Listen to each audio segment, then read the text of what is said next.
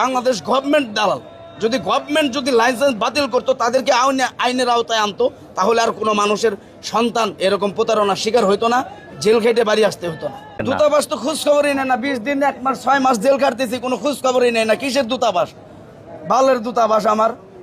20 দিন 25 দিন মানুষ একটা সফর জেলের ভিতরে পড়ে রয়েছে, একটা চিকিৎসা নাই, ওরাকা নাই, কোনো কিচ্ছু নাই, খোঁজ খবর নিচ্ছে না আমাদেরকে।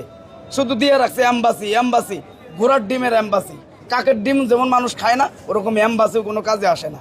5 লাখ টাকা দিয়ে গেছি, না খোঁজ খবর নিছে, না আকামা দিছে, জেল খাইটা বাড়ি আসলাম।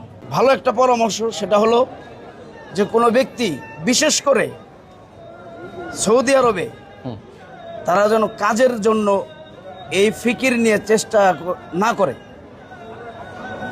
কারণ এমনই পরিস্থিতি, যারা এজেন্সি করছে তারা সরকারকে ট্যাক্স দিচ্ছে, সরকার তাদেরকে লাইসেন্স দিচ্ছে, শুধু বাংলাদেশ এয়ারপোর্ট থেকে উঠাই দিলেই তাদের দায়িত্ব শেষ। এরপরে আর আমাদের কোনো খোঁজ খবর নাই। ফোন দিলে ফোন ব্লক করে রাখে, মিডিয়ার কাছে জানতে চাইলে মিডিয়াও কোনো খোঁজ খবর নেয় না। আমরা বিদেশের কথা শুনলে বৈধ আর অবৈধ দেখার চেষ্টা করি না।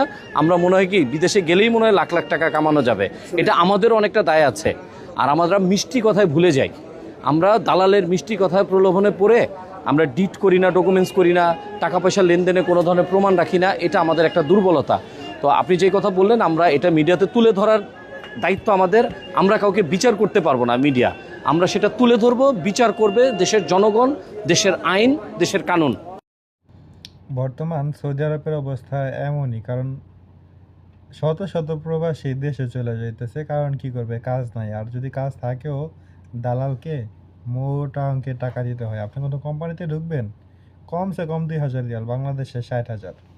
আর দালালে টাকা দেওয়ার পরে টাকা তো আশা করা যায় না যে ব্যাক পাবেন। কোম্পানিতে কাফালা হবে না না হবে তাও কোনো ঠিক নেই। দালালের কাজ হলো আপনি কোম্পানিতে নিয়ে ব্যাস বুঝাই দিবে যে আমার লোকটা রাখো, ব্যাস টাকা দিয়ে দিবেন, কাল্লাফাতে টাকার আর চিন্তা করা যাবে না। কোম্পানিতে কাফাল হইলেন, নাহলে কপাল বাংলাদেশ। ঠিক আছে, এ হলো অবস্থা। আর সাপ্লাইয়ের কাজের বিষয়টা, 3 মাস কাজ করবেন, 3 মাস পরে একটা স্যালারি পাবেন। আর সাপ্লাই যে কোনো সময় ফুট দিলেও মনে করেন এই যে 3-4 মাস, 5 মাস, 6 মাস, এমন আছে সাপ্লাই আছে 5-6 মাসের স্যালারি দেয় না। তো ওই ফুইটা গেলে মনে করেন কপালটাই খারাপ, নসিবটাই খারাপ। তারপরে আবার শুনতেছি আকামা বানাইতে নাকি 8,000-10,000 রিয়াল লাগবে। 8,000-10,000 আগে ছিল 15-16,000 রিয়াল লাগবে। ঠিক আছে, মানে ডাবল।